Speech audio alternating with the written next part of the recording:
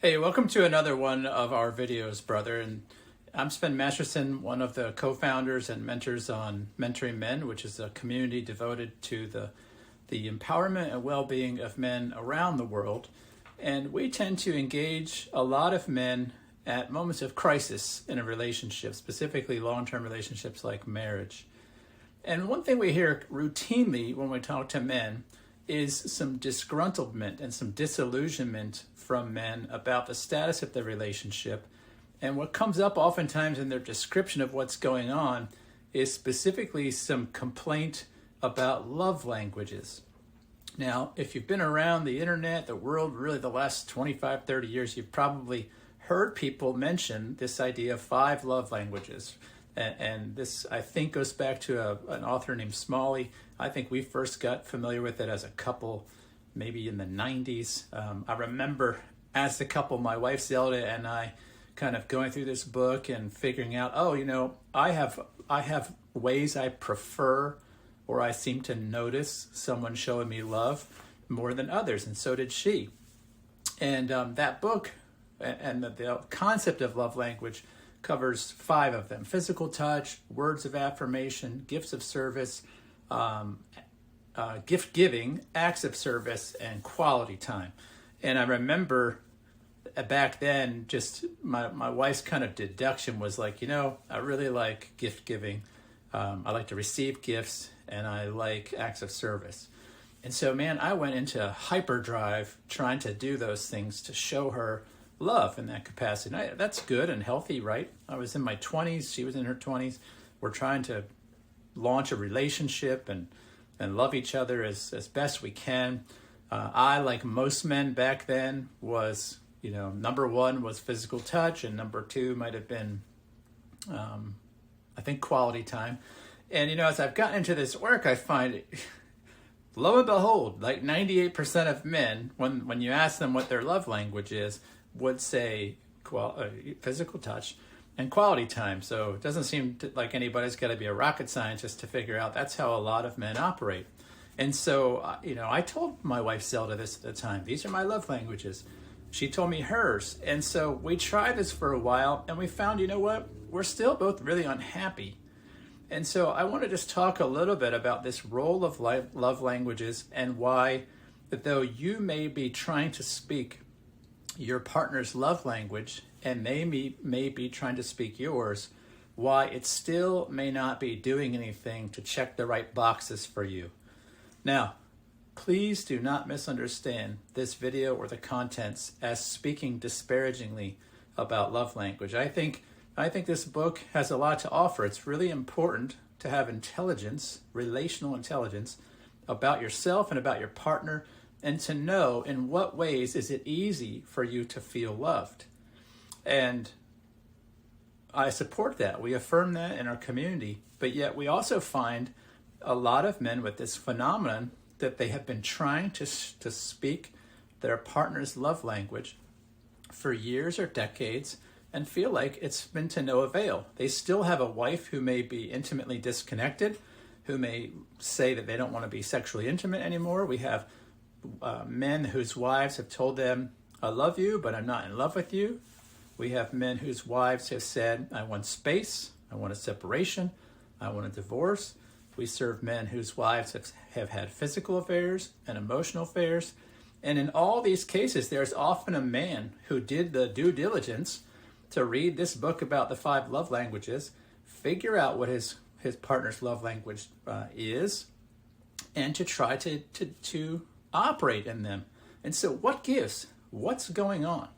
Well, what I didn't know back 25, 26 years ago as a newly married man, and what I run into with men that men don't know, is that no matter what your love language is, neediness is not a good enough love language. And so when we have neediness, and I'm going to talk about what I mean by neediness in a few minutes, when there's an undercurrent of neediness in our expression of quote unquote a love language, we're really not operating in a sincere form of love, not the kind that can build a long-term relationship that can endure decades, that can endure hardship, and that can endure disillusionment. Now, a lot of people mistake our talking about neediness as though it's bad to have needs. We do not feel that way at all. In fact, we know ourselves, and as parents and as fathers and as brothers and as husbands, we know that all humans have needs. However, we do live in a day and age where we have grown accustomed to the idea that some of the fundamental needs for our sense of well-being lay outside of us, specifically in our partner. And so we've come as a culture to actually value and promote dependency. And as people who've successfully lived in long-term relationships and made them work, we can tell you assuredly, dependency is not helpful in a relationship. Dependency is a cancer to long-term marriage relationships, because dependency causes really a couple to give to get. It causes them to become transactional. And this is why I believe these love languages, despite a man's best effort to speak, are really falling on deaf ears. Because if a man gives a gift in order to try to express love to his wife, but what he's secretly hoping is that she gives him something back, like a token of appreciation, maybe a sense of self-worth. Maybe she gives him validation, affirmation that he's a man, a good man. Maybe she gives him a sense of feeling like he's whole. But that kind of neediness as a man, when I bring that into my relationship, makes me use things like a love language, not as an expression of sincere appreciation and gratitude for my partner, but as a tool to manipulate, as a tool to coerce, as a tool to control. Or what Dr. Robert Glover talks about in his book, No More Mr. Nice Guy, it makes it a covert contract. And so I start speaking these acts. Maybe it's gift giving. Maybe it's giving my wife acts of service. And I'm doing them inside, keeping a ledger of that. Like, hey, I did this thing. I put new trim in the upstairs hallway. When is she going to give me back my stuff? Physical touch. When's she going to give me the words of affirmation? When's she going to tell me I'm a good man? And see, this system over time, that ledger keeping, that's what erodes the relationship. Because when you have ledger keeping, you have with that score keeping. And when you have score keeping, you have a transactional system where somebody is doing better than the other. One partner starts to feel, actually both of them will start to say, you know what? I'm loving you a lot better than you're loving me. I'm giving you more of your love language than you're giving me. And this is what builds up the four horsemen, in Gottman terms, of the marriage apocalypse. You get contempt, you get stonewalling, you get, I forget what the other ones are, but those are the ones I want, resentment. Those are the ones I want to focus on. Those things all start to emerge from this giving to get, this transactional way of being with one another, where partners feel like they're giving more than they're getting. And what they're really experiencing is the frailty of dependency. Because to get into the long-term seasons of relationship where you can be truly at peace with one another, to be happy in a marriage, to get along, to have deep passion, connection, and intimacy, those things come by accepting one another as you are. No strings attached, no conditions.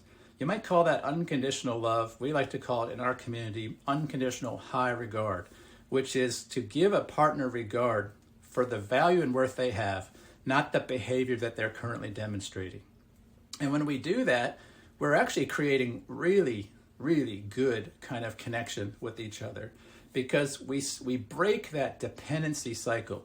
We break that giving to get, the transactional nature. We break the score keeping, the ledger keeping. And when you start to break that down, you start breaking down the disillusionment. It becomes the end of things like contempt and resentment and frustration. And it's what really helps a couple get out of the disillusionment stage and into the longer term stages where a couple can experience deep acceptance of one another. And that's when the best intimacy in the relationship enters the relationship. But the sad reality is most people never get there. About half of marriages we know end in divorce. About probably a quarter that don't are just park there in this season of disillusionment. where you have two people who deeply resent, even hate each other, but stay married, usually for the kids or the grandkids. But inside, they keep this anger and frustration and resentment and contempt that their attempts to show the other person love didn't reciprocate or bring what they wanted back. And what they're really experiencing is their dependency, their neediness. They're experiencing trying to have a partner fill gaps in the human soul that humans cannot get from one another.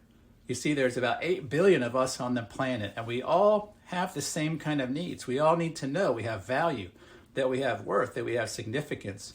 We need to feel things like appreciation and acceptance and respect and things like that. But if I get that from you because I need it and you have it, well, where did you get it? Because you need it from me. And so if everybody's walking around with an empty tank, how are we supposed to fill each other's tanks? And this is why we think this is a horrible idea.